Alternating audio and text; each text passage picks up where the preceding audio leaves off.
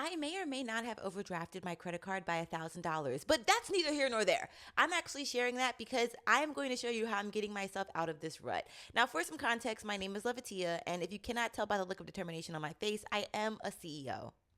And if you know anything about being a CEO or a founder, you know that we'd probably spend the first 5 years of us building our companies being not in the most stable financial situation. On top of that, I do not live in America, so I've had to get really creative when it comes to how I make my money. And no, I'm not sucking D. Speaking of sucking D, this hair tie that I've been looking for can suck my D because it took me like 30 minutes to find it, and then I ended up finding it, and that's what the middle finger is for.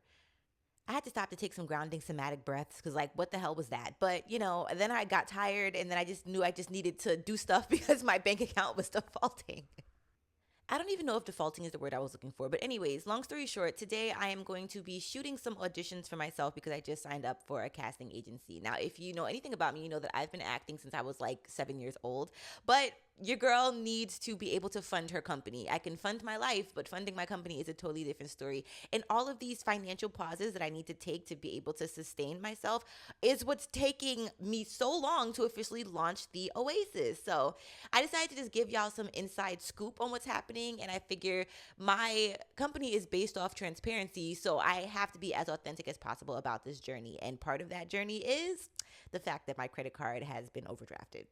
But I can't lie, because the premise of my life is based on pleasure and the premise of my company is based on pleasure.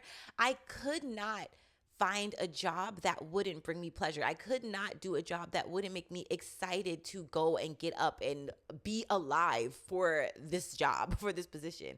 I heard a lot of people that I looked up to creatively getting part-time jobs. So I kind of knew that my time was coming. And this is not to say that I haven't gotten a job. I did get a job last year and I was supposed to get paid $20. It was $5 an hour. And I obviously lost my mind for having that position. So I quit the very next day. Didn't even last a full 24 hours. But here we are trying again because I realized I have to have a job as a neurodivergent person that fulfills my soul, or else I just do not end up looking forward to life. And that is not the point of the whole pleasure oasis. The pleasure oasis is supposed to help us look forward to life. So I sat down with myself and I just thought, what the heck could I do that would make me excited about working? And that was getting back into acting and modeling. I also know that I'm not the only person in this position right now. I fully understand that a lot of people are struggling financially. The economy is jacked. If you're not a billionaire, you're pretty much struggling in any aspect. So I just wanted to make this video to give y'all hope. I feel like people always thought that I had money because I came off as a very happy person. And I guess when I look at everybody else in the world, I am generally happier than a lot of people. I used to feel like, damn, I'm somewhat miserable and pretty depressed a majority of the time. But now that I've been working on my pleasure oasis, I feel like that narrative has actually changed. And I've quite frankly gotten a chance to just know myself outside of how people perceive me. And that's been really helpful. I now have my own perception and knowing of myself, and that blocks out any of the other things. So I don't feel like I have to refute how other people see me anymore. Honestly, for me, the biggest accomplishment was when I didn't freak out all the way when I realized what my credit card limit was and how much I had gone over it. It's about $1,000 over, by the way, just for context.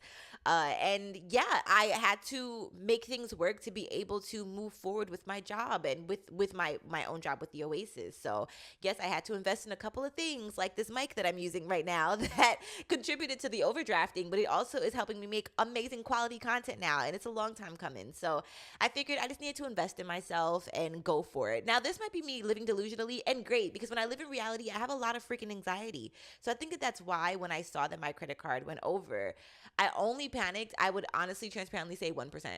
One, because I actually didn't have it in me to panic any more than that. It's like, this is what I got. This is the capacity I have for panic, which is amazing because if you know me, you know that I have struggled with anxiety for a majority of my life. And so I just realized I got sent to the hospital last year because my anxiety was so bad. That cannot be my reality this year. I literally did thank my body the other day for not going into overdrive and for not stressing itself out because I just simply don't deserve that. So if you're having struggles financially, but you're also having struggles internally, I 10 out of 10 recommend tapping into those internal struggles first because you will never be able to thrive financially and in life the way you want if your insides are not feeling divine and aligned. And I think we are constantly taught, oh, you need to do whatever you need to do to make the money. Yeah, but what if then I'm debilitated afterwards? I remember I had a 9 to 5 and I was working with the youth. And as much as I love working with the youth, I really wasn't getting paid as much as I needed to get paid to sustain my life. And so I ended up taking another job at a restaurant. The restaurant was dark. And although it aligned with my way of living, so I thought, oh, by the way, I'm going to fix this contour. Just trust the process, as we should with life as a whole. But the jobs just didn't feel aligned. So I quit. And yeah, it made people mad. And yeah, it made people uncomfortable. But guess what? At least I was more sound of spirit at this point. And then when you take yourself out of the equation and you see, oh, these people are literally living zombies because this is what they were taught. They were taught that they have to do what they don't like to do just because it's going to make them kind of sustain life. Yeah, but what if it's not even sustaining your life? What about when life isn't sustainable? You know what I'm saying? Financially or emotionally. So if you are looking for a sign to reevaluate and reach your sign, this is your sign. I had been struggling for 3 weeks straight and was like, okay, let me sit down and sit in it and figure it out. You know, I had another situation financially that happened that I do not feel comfortable sharing right now, but it was a situation. And I just remember thinking like I could either give up or I could keep fucking going. And so I think it's just about training that inner monologue. It is not easy. I'm not one of those people that's going to come on here and act like it's easy. Don't panic like I'm panicking in this video, but just know that it gets better, which is why when you trust the process, like I said, with my contour and with whatever's happening with my makeup right now, you realize that none of this matters. It's not that serious. And as long as you are loving your life, that is when I feel like the universe or whoever you believe in provides for you. I don't believe that they provide because we struggle and because we make ourselves do things that we don't want to do. But I do think that we can find some. Oh, I was looking for my bra and I finally found this bra. I think this video is out of sequence a little bit, but it's okay. We're just making it work. But yeah, oh yeah, and this is me looking for the bra, really, really in distress. Yep, that clip was definitely supposed to come after this. But it's okay. We're going to go with the freaking flow. Look how fat my ass looks, by the way. Like, let's just give it up for that. But if our goal is to live a pleasurable life, I'm not saying that you need to cut out all things, like immediately cut it off without having a plan. No, that's not what I'm advising. But what I am recommending is we start making a plan. Start making a plan for our pleasure. And yeah, you're gonna get an office camera look. Yep, this is my favorite part of the video. Somebody make me a meme. But the goal is not to eradicate everything because then that can leave us in a state of shock, right? And we're like, what the heck do we do? That can feel a little bit irresponsible. I kind of feel like I actually did that and you should learn from me. I wouldn't say that me stopping everything was a very what's the word, responsible adult decision, but it's what I needed to do because I quite frankly was not enjoying life as a whole, if you know what I mean. So yeah, I that's the bra that I couldn't use because it didn't have underwire and the goal was for my tetas to be sitting up very nicely. But yeah, I just want life to be something that feels good because when life is not something that feels good, we are engulfed with all of these disruptive hormones that jack us up and don't make us feel good. And it's not even about just the cliche of feeling good. It's about quite literally like healing our bodies and making our bodies be in a regulated state. So yeah, once again, we're trusting the process. We are going to look at this contour.